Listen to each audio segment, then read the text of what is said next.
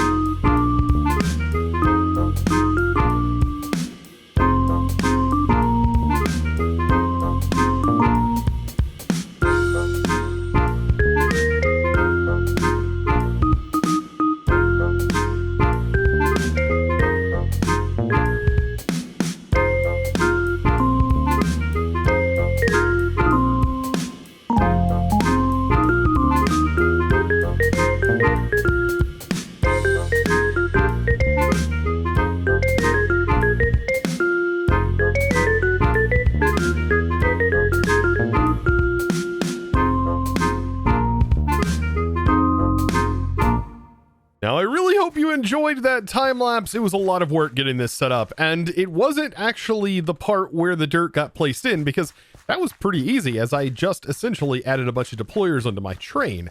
What took a while, though, was fixing my drill contraption, which absolutely got broken the moment I placed it down. And so I had to trim the top of my entire drill off. For some reason in this version that we are currently on, in this latest update, there was some issues with contraptions. And even though we have the max limit set to really, really high, and Beardy actually increased it even more just to see if it would fix it, it didn't. My drill, for some reason, still would not work. And I think there is some limitation to the amount of drills that can actually be on the drill contraption. And for some reason, after I removed the top bit, it decided to work. So I did end up removing and separating all of the storage modules off of it. I needed to remove the storage modules to see if that would work. So they are all laying down here on the sidewalk, but I do plan to put them back on, and hopefully that fixes the issue. Otherwise, these are just going to have to go into some storage area, because I mean, that was the main reason I built the drill, so I can have all of these storage modules attached to it, and then I could just void items as needed and mine as needed. It made it a lot easier, but I guess that may not work anymore. It depends on if the update is actually broke, or this is just how it's going to be. So sorry if my schematic does not work for you in this game. I mean, it's not working for me at the moment. But now back to this landmass. It is massive over here. And it is currently just grass, which I wanted it to be just a nice stretch of land that I could build off of. And I also went under, and I tried my best to light the underneath, by the way, with torches and all that fun stuff. But yes, it is just an overlay. And I tell you what, the train did a really good job at doing that. Also, this is the mess I still have to fix. Let's say Beardy may or may not have done. Well, I mean, when trying to help me with my contraption. But anyways, back to the project at hand. Remember, I wanted to make all of these individual components so we can make a ton of iron, and make a ton of copper, and make a ton of zinc, ultimately allowing us to also automate brass. In this operation, though, I want to build the max size cobblestone generator, or at least my max size cobblestone generator, and I've wanted to optimize each cobblestone generator in its own phase. For example, I want to max out one of the 9x9 vault cobblestone generators to produce iron. That should be pretty straightforward. And then I also want to use a setup to maximize our copper output. To maximize our copper output, which means we need to probably optimize our granite, which in this case means we need red sand, which also means we need sand, and then we need to process said sand into clay. And then that clay gets processed down and broken down in the red sand, which we can use for this operation. So in reality, to be able to do all of these things and also tough, we are going to need a few different generators. We are going to need to mass generate gravel. That's one. We then also need to mass generate another set of gravel specifically for just producing iron and also flint. Then we also need a giant cobblestone generator to then produce all of the sand, so that way we can make the copper. And then we also need a mass cobblestone generator, because that is going to be required in mixing for the tuff. So yes, there's a lot to think about, and that's a lot of steps for my little brain to worry about. And so now that leads me to my test world, where I was working on some combinations that I think could allow this to work. I was thinking this is going to be the cobblestone module, which is the same one that we're actually using in the mall, and we just simply rinse and repeat. Now, this is 18, and it generates 18 cobblestone every single crushing operation or breaking operation. And then this then gets flushed down, and if we want to, for example, produce iron, we just need to drop it and have it immediately converted. This is actually a really good way of converting it, and it may look like there's a lot of items on the ground, but it doesn't stay on the ground for very long and immediately gets converted. And so long as you're handling the items, you shouldn't have to worry about the items falling into the world. Like, we should be able to not worry about that. Fingers crossed. But then we have an ejection of flint, which we can also eject the flint from the bottom, which might be how I end up doing this. And then it gets pressed immediately. And this is actually simple enough to make sure there is zero backlog And 7 of these crushing wheels are enough to be able to handle this mini drills for this particular cobblestone. I did a bunch of testing just to make sure this all works, and it does seem like it's able to handle it and produces quite a bit of iron quite quickly. Now, the only other one that is going to be a little bit more difficult is this one. So this is taking cobblestone, crushing it into gravel, then crushing it into sand, which also produces flint and clay. That then runs into the same dropper. So this leads up, gets dropped down, and goes through the same washing mechanic.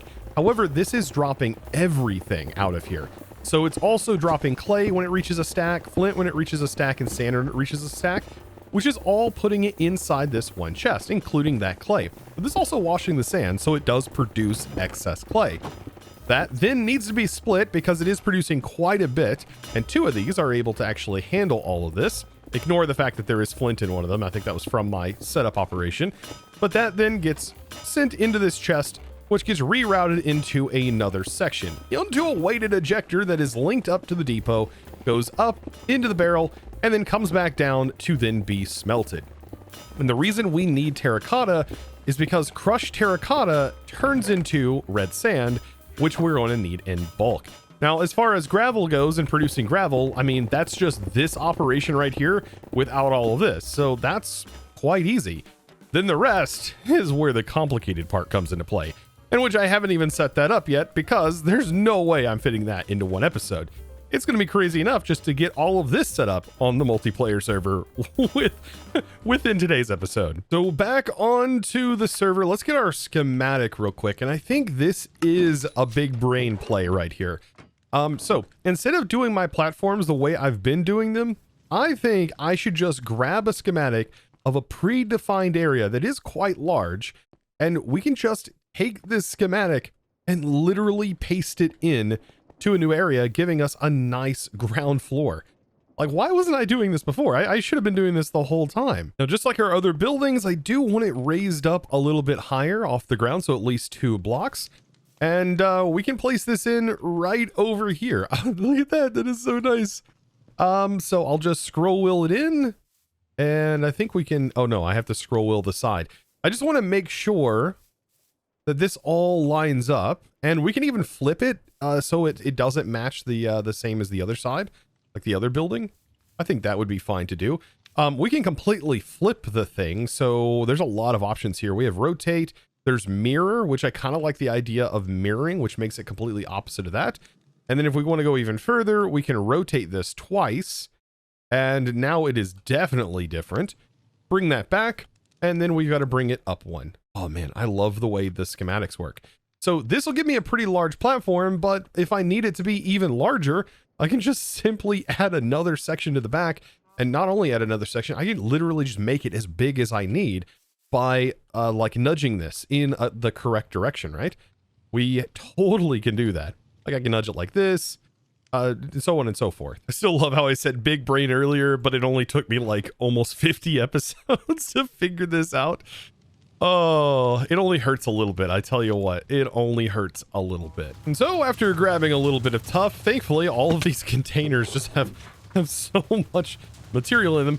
I am able to, yeah, get this placed in just, you know, 1 block at a time, right? Right. After a little bit more schematic cannoning and it being placed in 3 other times, this is looking pretty good, I think. Nice little floor that's going to give us a lot of space so we can build this factory. So now let's start planning out where I actually want these cobblestone generators to go. I want to make sure that I have at least a 3 wide gap, so leaving some space on the outer edge of the walls, giving us room to kind of walk through.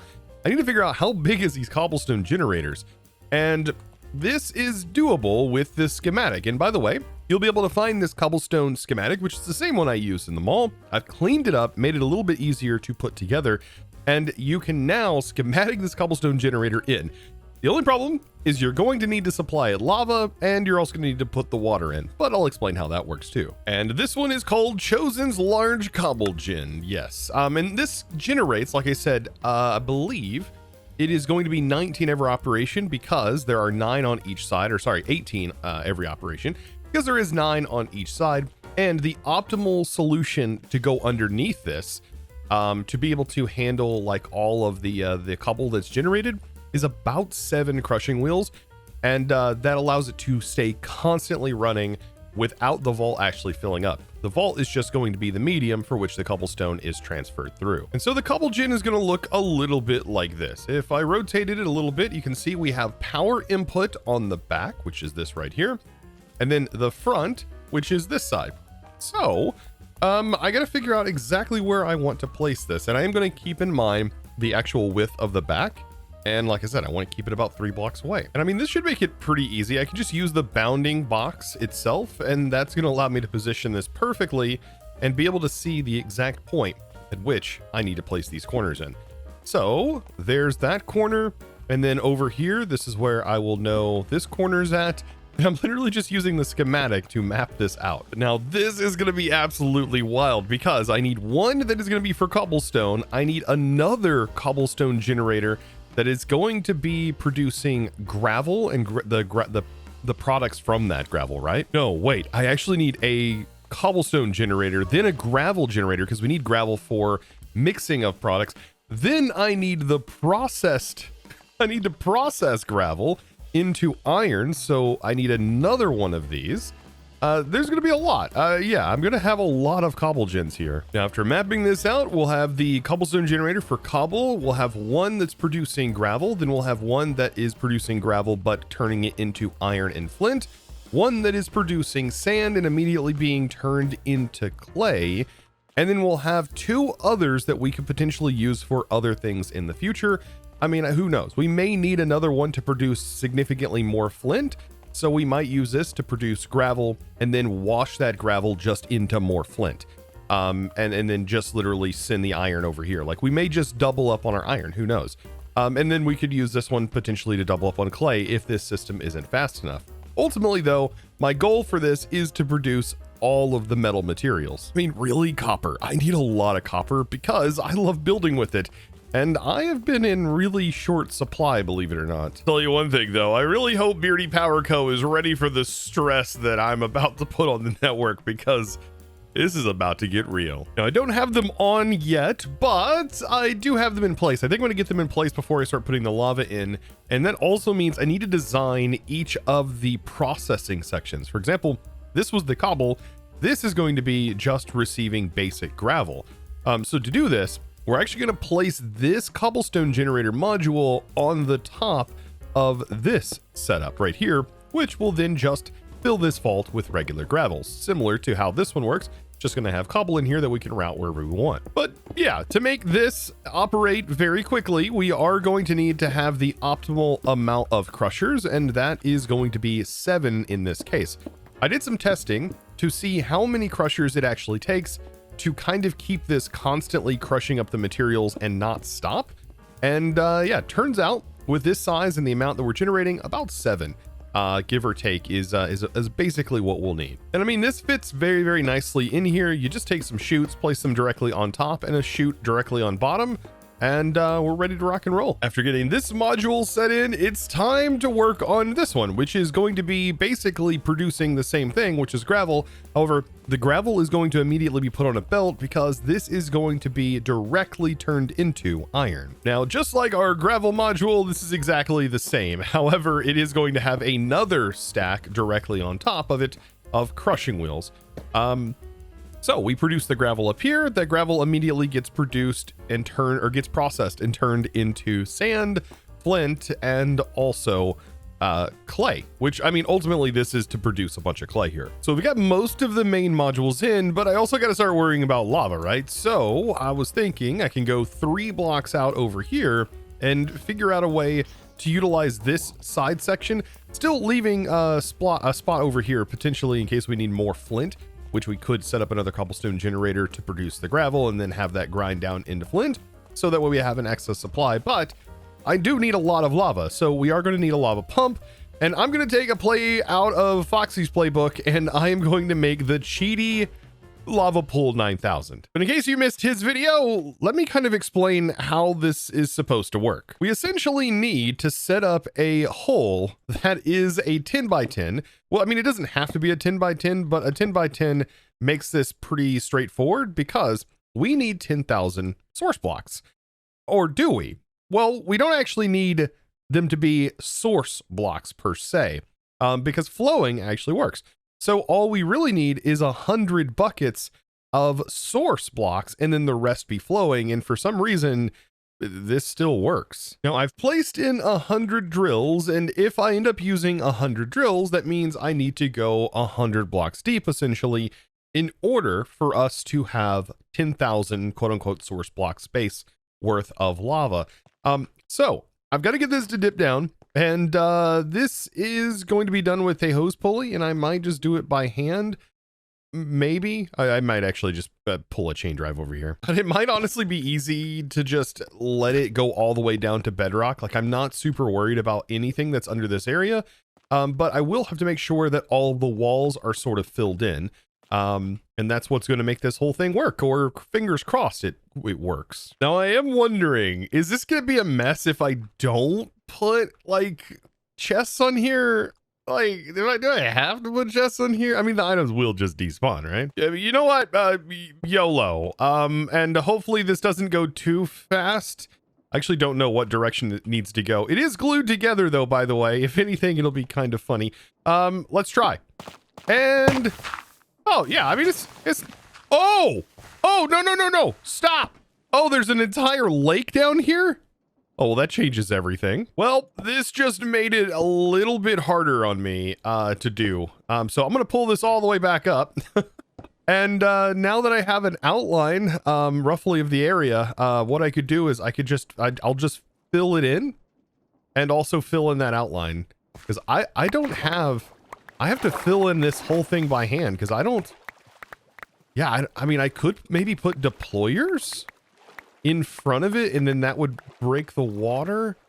Oh man. Now, you know what? After looking at how this whole thing is set up, yeah, I think I am going to want to probably use deployers that place blocks in front of the drill as it drops down, and those blocks get drilled. Yeah, it's gonna need to happen because of the way the water is all placed down here. I mean, I guess good thing I made all of those deployers to be able to place in all of this dirt, because yeah, I had to only make 2 more deployers to be able to fully set this whole thing up. So let's pull this off, and I also got to figure out what block am I going to put in here. Probably dirt, considering it's so easy for me to just slap onto a project like this. Now, each time I place down a deployer, I am going to want to, well, throw some blocks on it. Now, this kind of works out because I could just pick up one of these, which has some dirt in it.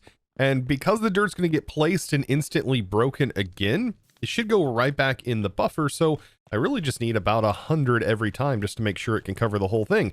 And this can also store all the blocks, and it fits perfectly because this whole contraption is only 10 blocks long. I mean, this is super satisfying. I mean, look at that. It fits here perfect. Oh, almost perfect. But you know what? This I think is fine, because we don't really need the blaze burner like on here technically. So yeah, this fits perfect. Just to make quick release here, I can glue this section together. Actually, let's go ahead and glue this section together. But what we need is we need this singular block right here. So I have a position to click on to remove the glue so I can detach it. So that way, this is the only part connected. So now I think all is well. I guess let's test it out. Pop that on here and let it rip. Oh my goodness. And yeah, that is going to void the water. We are going to have little water that is retaining off the sides, but I'll be able to pop down in here and fix those just by filling in the holes. Outside of that, this whole contraption should be able to easily get this job done. I'm just going to let it go all the way to bedrock. And then I can just use a little bit of friendly math, and I can figure out the exact Y level that I need to make the base at. Now to reverse this and pull it all the way back up, we just do this number right here. I'm hoping that that isn't also placing dirt. I mean, it probably did place some dirt actually, now that I think about it, but we don't have enough dirt in here, I think, to worry about. Oh boy, there's a lot of walls I gotta fill in. And this is exactly why the back tank is really nice. Oh boy, this is a very large area to clear. Now, if I did my math correctly though, like we are at the perfect Y level. We need to be at -31 for this to be exactly 10,000 blocks deep. So right where this dirt ended up placing down here was the exact Y level. Looks like there's a few source blocks right here. But if I can get rid of the source blocks, I think we're good to go, right? Oh, yes. Okay, this definitely looks like it's starting to drain now. And I think everything is completely filled in. We have ourselves a hole. I do have to build the walls up here, though. Now that I know the hole is perfectly clear, I can actually start to disassemble this thing right here. No, I don't want to keep it as a contraption. It's pretty easy for me to just build it as needed. But this thing right here, I think, is ready to disappear, and we can actually start setting up the lava. Now, back to where we're actually putting in the lava. So I do want the lava to reside on this level right here. So that means that I do need to fill this whole thing in with a level of cobblestone, because this is where the cheese comes into play. That's right, we don't actually need 10,000 source lava blocks, as easy as that may actually be to obtain. I really just need 100. This is ridiculous, and I absolutely love it. I mean, honestly, being able to have infinite lava in general is pretty good. And we do technically have infinite lava thanks to our train and our nether system that we have pumping directly out of the nether. I mean, we could probably pump directly out of the nether here to fill this hole, but I kind of want to give this an actual shot because I did see that Foxy did it. And yeah, I didn't actually know this was a thing. This seems like such an oversight. Yes, we actually have enough for 100 buckets still in here. And I think back into this, I mean, I have a bunch of sturdy sheets that I've made, but all I've got to do is just add a list filter to the back of this brass funnel, or just simply, yeah, I think replace the sturdy sheets for a bucket of filled lava, and it'll fill this chest for me automatically. I just have to put the the items in here. So I do have the shulker boxes, and I did do the math, and turns out I need 6 buckets of 16, or 6 stacks of 16, and then a bucket of 4 to get 100. I am going to fill a couple more buckets just in case I make a mistake. But yeah, I should be able to easily fill up all 4 of these shulker boxes. Without further ado, let's get this party started. And yeah, it's going to look just like this. Slowly but surely filling this up. I'm going to make sure to put those in there. And I just gotta wait and wait and wait. Yeah, no, never mind. I am too impatient for this. I'm gonna do it by hand by using the fluid hatch. Oh yeah, that's much faster. And back over here for the slow and the methodical process, right? I've got to place 10 buckets in per side, and I know I'm getting this done right if it looks like this, right? If I'm able to fill them and do them in order like so, I think it'll help me with this. I mean, I guess another thing I could have done is just used a pump, but I don't know. There's something satisfying about this. Now, I've almost gotten all of this set up. I'm working on the last thing, and also it seems like Foxy's working on the last thing. He's over here crossing streams and stuff. Don't know what that's all about, but almost done. One last bit of lava, and I think the entire pool is now ready to go. We can just simply break all of the stone scaffolds. Oh, and look at that, smooth. And now that this is in, I've just got to go through and break all of the cobble that is underneath and just let the lava flow. Get this stuff started, and we've got to make sure all of this is flowing down. And, you know, just in case I make any mistakes, I can always just pop down in here with my back tank and, well, I can just do it by hand and make sure I get every single bit. With all the cobble gone, it's now just time to let this sink all the way down to the bottom. Now, after letting the lava settle, which I think we got done in no time, it's time to get this sent down. So, what I can do here, I think, is just simply take a shaft, build the shaft up for now, just to get the hose down, and then we can actually rotate this, even with the whole thing down to the bottom. But it's not going to tell us if it's infinite until after we actually try to pull something out of it. So I'm going to send some power with this shaft into here. Hopefully it's going in the right direction. If not, we can rotate it. And then I do need to pop the bottom of this off so we can actually see the rope going down. And there it goes. As soon as this stops, we know that we have reached the bottom. And then we can actually rotate this thing around, like I said. And then hopefully be able to see if it is actually infinite or not. So let's turn this into the direction we want, which is right here, because I think out here is where I'm going to want the tanks. And then we need to grab, let's see, I'm going to need a pump. The pump is what's actually going to pull the fluid out of here. Let's grab that, place that on here. And then we need some sort of tank. I think what I can do right here is place, for right now, just a smallish tank. And then have the pipe connected directly to that, just to make sure that this is bottomless. Oh man, I'm excited. If this works, this like changes everything. And I don't know how like legit this is, but I mean, this could change how you do mod packs and stuff like that, like other mod packs outside of this, like Skyblocks. Like, I don't know if this is 100% an exploit or not, but we'll send that, and then it should do a check if it's bottomless. Oh, wait. We have to change the direction? Okay. And it is bottomless. This is absurd. I mean, I seen Foxy do it, like he said, and I was like, man, I gotta do that myself. I've got to see if just placing simply 100 source blocks actually works as a bottomless supply, and it does. And with this being the way it is, how long has this been in the game? And like, does this also work with other fluids? Because I've played packs in the past that allowed you to do this for many different types of fluids. And this is absurd. So yeah, I mean, the more you know, and now we do have access.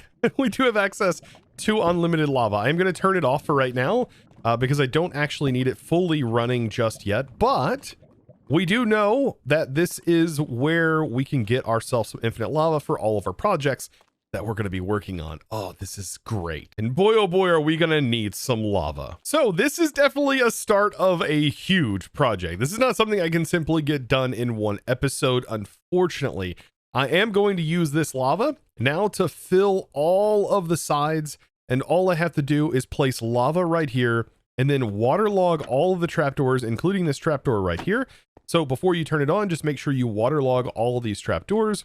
And you make sure to fill all of these spots over here with lava.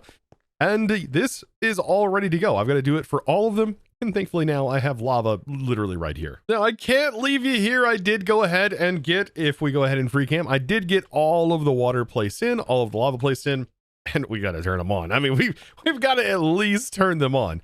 So all I've got to do is link this to the main rail system, link all of these together, and this will give each of my modules its own power. Oh man, I tell you what, Create has really changed the game here by just using these chain drives.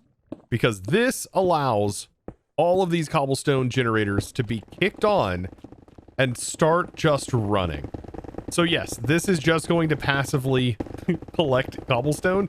And it does take a hot minute for the jade to calculate, but yes, it is actually increasing. And I am using, you know, safe TPS based cobblestone generators. I mean, these are drills that have chutes, and whenever they do fill up, the chutes will prevent the cobble from actually being generated if there is already cobble inside of the chute. So I mean, at the end of the day, this is probably one of the nicer ways of setting up cobblestone generators. And there we have it. Now, I'm not going to power these things up yet because, no, I don't want to turn that onto the network just yet. But whenever we go to set up all of the other logistics that's going to handle all of this next episode, my goodness, are we going to deal with a logistical nightmare that is powering everything? Because, whew, that right here, just the crushers alone that you see is like over 100,000 SU just to run those crushing wheels.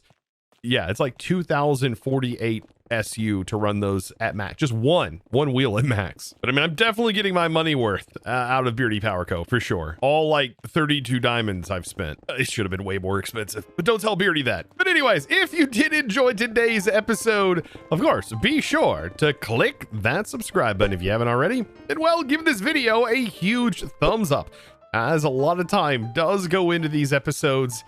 Even if it doesn't seem like I got a lot done, I mean, there technically was a lot that was done today.